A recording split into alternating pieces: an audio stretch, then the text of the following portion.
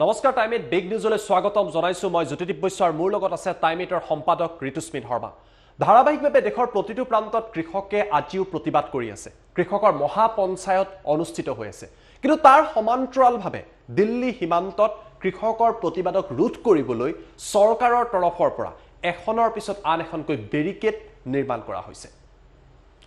এই মুহূৰ্তত আমি আপোনালোকক জনাই আছো কৃষকক ৰোধিবলৈ দিল্লী সীমান্তত মোদী চৰকাৰে বৃহৎ বেৰিকেড ইতিমধ্যে হাজি উলিয়াইছে আৰক্ষী বাহিনী আৰু অৰ্থসামৰিক বাহিনীও নিয়োগ কৰা হৈছে আৰু তাৰ লগতে 2 ফেব্ৰুৱাৰীলৈকে দিল্লী সীমান্তত ইন্টাৰনেট বন্ধ কৰি দিয়া হৈছে গাজীপুৰ টিকৰি আৰু সিংঘু সীমান্তত বৰ্তমান সময়তো কৃষকে প্ৰতিবাদ কৰি আছে আৰু কৃষকৰ এই প্ৰতিবাদ ৰোধ কৰিবলৈ বেৰিকেড নিৰ্মাণ কৰা হৈছে ইন্টাৰনেট পৰ্যন্ত বন্ধ কৰি দিয়া হৈছে আমি আপোনালোকক দৃশ্যাংশ দেখুৱাম যি দৃশ্য দেখিবলৈ পোৱা গৈছে পোনপটীয়া সম্প্ৰচাৰটো যাম কিন্তু ডাঙৰ কথাটো হৈছে যে কৃষকৰ যি প্ৰতিবাদ সেই প্ৰতিবাদ এতিয়াই শান্ত হোৱা নাই বৰ্তমান সময়টো সেই প্ৰতিবাদ চলি আছে আমি ঋতুস্মিনৰ সৈতে কথা পাতিম কিন্তু প্ৰথমতে আমি আপোনালোকক দৃশ্যাংশ দেখুৱাই লৈছো বেৰিকেডৰ দৃশ্যাংশ দেখিবলৈ পোৱা গৈছে দিল্লী সীমান্তত এয়া প্ৰথমটো দৃশ্য আমি আপোনালোকক দেখুৱাইছো যথেষ্ট সংখ্যক সামৰিক বাহিনীৰ লোক প্ৰতিটো মুহূৰ্তত দিল্লীৰ সীমান্ত সমূহত হাজু হৈ আছে এওঁলোকৰ উদ্দেশ্য হৈছে প্ৰতিবাদী কৃষকক বাধা দিয়া দ্বিতীয়টো দৃশ্য আমি আপোনালোকক দেখুৱাইছো এইদৰে বেৰিকেড বজ্ৰবাহন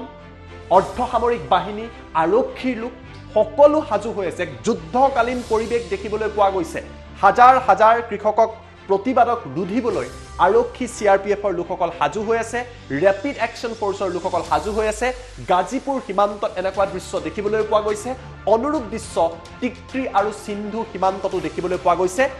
আৰু এয়া হৈছে বৃহৎ বেৰিকেড ইয়াৰ দৃশ্যটো চাই আপোনালোকে অনুমান কৰিব পাৰিছে যে কিদৰে এখনৰ পিছত আন এখনকৈ কাইটিয়া তাৰ দিয়া হৈছে বেৰিকেড দিয়া হৈছে আৰু দেশৰ ভিতৰতেই এনেকুৱা দৃশ্য দেখিবলৈ পোৱা গৈছে ইয়াৰ কাৰণ হৈছে কৃষকৰ প্ৰতিবাদ যি প্ৰতিবাদ আজিও চলি আছে আন এক কেইখনমান ফটোগ্ৰাফ আমি আপোনালোকক দেখুৱাইছো এইদৰে কাইটিয়া তাৰ দি এইসমূহ সীমান্ত বন্ধ কৰি দিয়া হৈছে কোনো কাৰণতেই যাতে উত্তৰ প্ৰদেশ পাঞ্জাব হাৰিয়ানা উত্তৰাখণ্ড বিহাৰ আদিৰ পৰা যাতে প্ৰতিবাদী কৃষক দিল্লীলৈ আহিব নোৱাৰে তাৰ বাবে চৰকাৰে এই বৃহৎ বেৰিকেড দিছে ইন্টাৰনেট 2 ফেব্ৰুৱাৰীলৈকে বন্ধ কৰি দিয়া হৈছে কিন্তু তাৰ পাছতো নতুন কৃষি আইনক লৈ কৃষকৰ প্ৰতিবাদ এতিয়ালৈকে বন্ধ হোৱা নাই আমি সেই দৃশ্য আপোনালোকক দেখুৱাই থাকিম কিন্তু দ্বিতীয়টো খবৰ এই মুহূৰ্তত লৈ আহিছো ইয়াৰ মাজতে কৃষকৰ প্ৰতিবাদ চলি আছে আৰু উত্তৰ প্ৰদেশত এতিয়া কৃষকৰ প্ৰতিবাদ ক্ৰমান্বয়ে আৰু বিয়পি পৰা পৰিলক্ষিত হৈছে উত্তৰ প্ৰদেশৰ বিজনোৰত কৃষকৰ মহাপঞ্চায়ত য'ত হাজাৰ হাজাৰ কৃষক সমবেত হৈ ধাৰাবাহিকভাৱে নতুন কৃষি আইনৰ তেওঁলোকে বিৰোধিতা কৰিছে নতুন কৃষি আইনৰ তেওঁলোকে প্ৰতিবাদ কৰিছে আমি দৃশ্যাংশ আপোনালোকক এই মুহূৰ্তত দেখুৱাম য'ত হাজাৰ হাজাৰ কৃষক সমবেত হৈছে মহাপঞ্চায়তৰ ইয়াত দৃশ্যাংশ এম্বিয়েন্সৰ সহায়ত আমি সম্ভৱ হ'লে দৃশ্য দেখুৱাবলৈ চেষ্টা কৰিম য'ত তেওঁলোকে এইদৰে সমবেত হৈছে মহাপঞ্চায়তত আৰু চৰকাৰৰ বিৰুদ্ধে প্ৰতিবাদ কৰিছে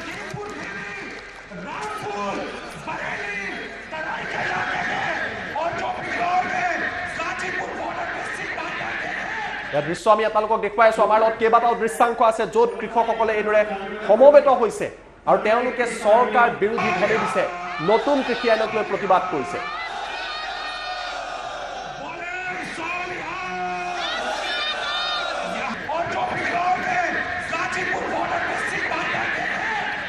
উত্তৰ প্ৰদেশত আজি প্ৰতিবাদৰ দৃশ্যাংশ আমি আপোনালোকক দেখুৱাইছো বিজনোৰত মহাপঞ্চায়ত হৈছে কৃষক সমবেত হৈছে আৰু নতুন কৃষি আইনক প্ৰতিবাদ কৰিছে আমি দুটা দৃশ্য আপোনালোকক এই মুহূৰ্তত দেখুৱাম এফালে বেৰিকেড দিয়াৰ দৃশ্যটো আছে য'ত যথেষ্ট সংখ্যক আৰক্ষী নিয়োগ কৰা হৈছে বেৰিকেড দিয়া হৈছে আৰু আনফালে কৃষকে প্ৰতিবাদ কৰিছে এয়া হৈছে দেশৰ দুটা দৃশ্যাংশ এফালে কৃষকৰ প্ৰতিবাদ উত্তৰ প্ৰদেশৰ বিজনোৰত আজি মহাপঞ্চায়ত আৰু আনফালে কাইটিয়া তাৰ বেৰিকেড বজ্ৰ বাহন দি কৃষকক প্ৰতিহত কৰিবলৈ আৰক্ষী হাজু হৈ আছে কিন্তু কৃষকৰ প্ৰতিবাদ এতিয়াই শান্ত হোৱা নাই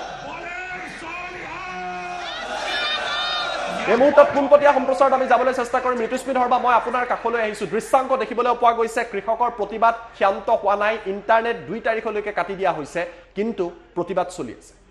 আপুনি যি দুটা দৃশ্য দেখুৱালে যাৰ প্ৰথমটো দৃশ্য কিদৰে আচলতে প্ৰতিবাদী কৃষকক বাধা দিবলৈ আৰক্ষীয়ে বেৰিকেড দিছে সেই বেৰিকেডটো যদি নজনা নুশুনা মানুহক দেখুৱাই আপুনি হয়তো ভাবিব যে এইটো কোনোবা দুখন দেশৰ মাজৰ আন্তঃৰাষ্ট্ৰীয় সীমা বুলি আপোনাৰ অনুমান হ'ব এয়া ভাৰতৰ এটা যে পথ আপোনাৰ অনুমান নহয় এই ধৰণৰ বেৰিকেড হয়তো আপুনি আন্তঃৰাষ্ট্ৰীয় সীমাটো নেদেখে 2 নম্বৰ কথা এই ধৰণৰ বেৰিকেড কেতিয়া দিয়া হয় য'ত কাইটিয়া তাঁৰ দিয়া হৈছে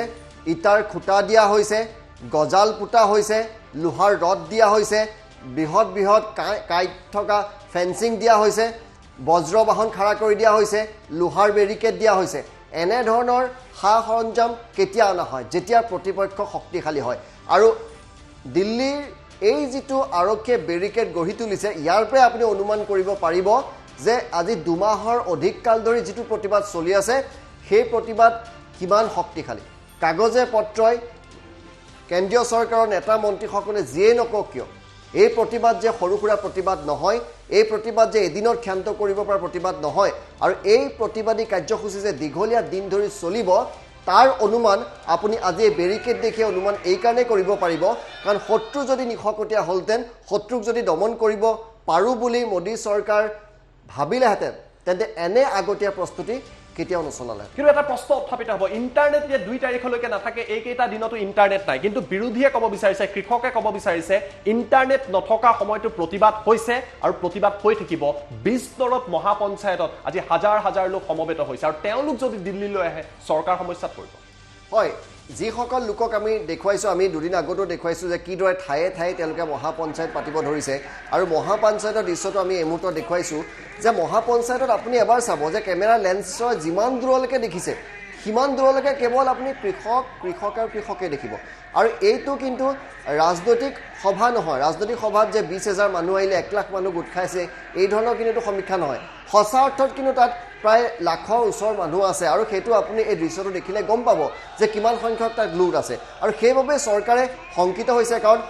দিল্লীত কিছুদিনৰ পূৰ্বে 26 জনৰ কি কাণ্ড হৈছে দেখিছে প্ৰথম কথা আজি যিটো বেৰিকেড দিছে এইটো দিল্লী আৰক্ষীৰ আগতীয়া প্ৰস্তুতি আৰু মোৰ সাংবাদিকতা জীৱনত মই বহুত প্ৰতিবাদ দেখিছোঁ এই ধৰণৰ প্ৰতিবাদ কিন্তু আগতে জ্যোতিদীপ মই দেখা নাই আপুনি দেখিছে যদি মই নাজানো হয় আমি পুনৰবাৰ আপোনালোকক দৃশ্যাংশ দেখুৱাম এই বেৰিকেডৰ দৃশ্যাংশ আপোনালোকে চাওক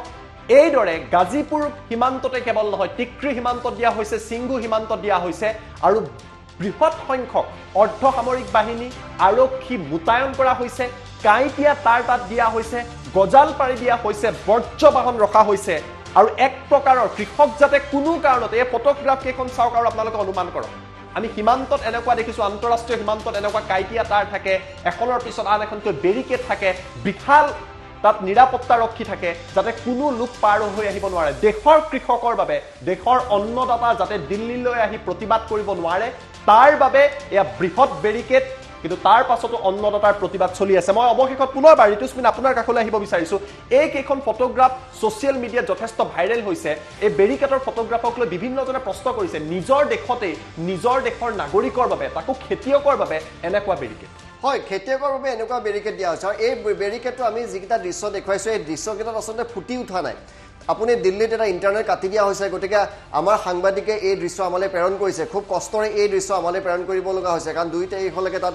যিহেতু ইণ্টাৰনেট নাই তাৰ মাজতে এইখিনি ফুটেজ আমি দেখুৱাইছোঁ আৰু আমাৰ সাংবাদিকে দিল্লীৰ পৰা আমি দিল্লী কেপিটেলৰ যিসকল সাংবাদিক আছে সেইসকল সাংবাদিকে আমাক জনাইছে যে তাত গৈ আপোনালোকে বুজি উঠিব যে কেনে এক অভূতপূৰ্ব পৰিৱেশ তাত গঢ়ি লোৱা হৈছে আৰু তাত কিমান বৃহৎ সংখ্যক আৰক্ষী মোতায়েন কৰা হৈছে অৰ্ধসামৰিক বাহিনী আৰু একেলগে মোতায়েন কৰা হোৱা নাই কেইবাটাও তৰফ কৰিছে প্ৰথম এটা তৰফত ধৰক 200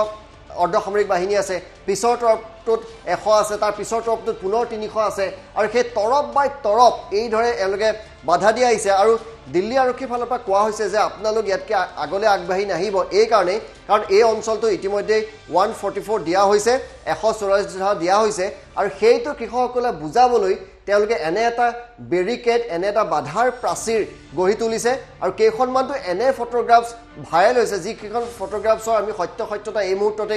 দাবী কৰা নাই কিন্তু এনে ফটো ভাইৰেল হৈছে যে কংক্ৰিটৰ পথত পকাৰ কংক্ৰিট বনাই দিছে যাতে কোনো ক্ষেত্ৰতে ট্ৰেক্টৰসমূহ আগবাঢ়ি আহিব নোৱাৰে ৰাস্তাত লোহাৰ গজাল পুতি দিছে যে ট্ৰেক্টৰসমূহ আগবাঢ়িব নোৱাৰে গতিকে এনে এটা সমৰ সজ্জা হয়তো শত্ৰু ৰাষ্ট্ৰৰ সৈনিকক বাধা দিবলৈ কৰা হয় কিন্তু এইবাৰ প্ৰতিবাদী কৃষকক বাধা দিবলৈ আগতীয়া প্ৰস্তুতি চলাইছে দিল্লী আৰক্ষী ধন্যবাদ জনাইছো ঋতুস্মিন হবিকে তথ্য জনোৱাৰ বাবে কিন্তু পুনৰবাৰ আমি আপোনালোকক সেই দৃশ্যাংক সম্পূৰ্ণৰূপে দেখুৱাম য'ত বেৰিকেড দিয়া হৈছে আৰু এই দৃশ্যটো চাওক হাৰি হাৰিকৈ বেৰিকেড দিয়া হৈছে তাৰ পাছত ৰেপিড একশ্যন ফ'ৰ্চ আছে ব্ৰজ বাহন ৰখা হৈছে ৰায়ট কণ্ট্ৰলৰ বাবে বাহন ৰখা হৈছে তাৰ পিছত দিল্লী আৰক্ষীৰ লোক আছে অৰ্ধসামৰিক বাহিনীৰ লোক আছে পুনৰবাৰ আৰক্ষীৰ লোক আছে তৰপে তৰপে সম্পূৰ্ণৰূপে গাজীপুৰ সীমান্তত আৰক্ষী হস্তম হৈ আছে যাতে অন্নদাতাসকলে প্ৰতিবাদ কৰি পুনৰবাৰ দিল্লীলৈ আহিব নোৱাৰে ফেব্ৰুৱাৰীৰ 2 তাৰিখলৈকে তাত ইণ্টাৰনেট কাটি দিয়া হৈছে ইমান পদক্ষেপ লোৱাৰ পাছতো কিন্তু এই মুহূৰ্তটো কৃষকৰ প্ৰতিবাদ চলি আছে আমি টু ইণ্ডৰ জৰিয়তে এই মুহূৰ্তত দেশৰ নাগৰিকক স্তব্ধ কৰিবলৈ কিদৰে বেৰিকেড দিয়া হৈছে তাৰ দৃশ্য দেখুৱাম কেইখনমান ফটোগ্ৰাফো আমি আপোনালোকক দেখুৱাম এই দুটা ড্ৰোন শ্বট আপোনালোকক দেখুৱাই আছিলোঁ আৰু এইদৰে কাঁইটীয়া তাঁৰ দি বেৰিকেড কৰি দিয়া হৈছে যাতে গাজীপুৰ সীমান্তত প্ৰৱেশ কৰিব নোৱাৰে দিল্লীলৈ আহিব নোৱাৰে কেৱল গাজীপুৰতে নহয় সিন্ধু আৰু টিক্ৰী সীমান্ততো একেই দৃশ্য উদ্দেশ্য হৈছে কৃষকক প্ৰতিহত কৰা ইণ্টাৰনেটো কাটি দিয়া হৈছে কিন্তু এনেকুৱা দৃশ্য দেখাৰ পাছত চৰকাৰক বিৰোধী ৰাজনৈতিক দলসমূহে আৰু কৃষকে প্ৰশ্ন কৰিছে দেশৰ নাগৰিকক দেশৰ কৃষককে এইদৰে বাধা দিয়াৰ কাৰণ কি আৰু কৃষকৰ বাবে ইমান ভয় কিয় খাইছে চৰকাৰ